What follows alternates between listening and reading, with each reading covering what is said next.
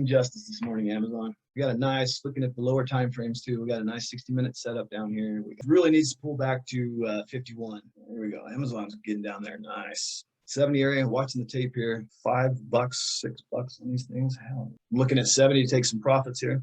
Just got paid. Come on, show me 39, 33.90. Here we go. I just sold a couple more there, man. Coming into this, right as we tried to break highs there, well over $10 from my entry. 15 bucks almost. I'm gonna take a profit stop on this under the 985 and 90. I want it right up there. 89.90 is where I'm gonna take some profit. 89 is the target. I'm gonna get rid of these 3 more of these contracts here on Amazon. Hang on to a couple with my stop in place, profit stop in place, and just let this thing do its thing. Right. I'm done. I'm nice and I got paid well today.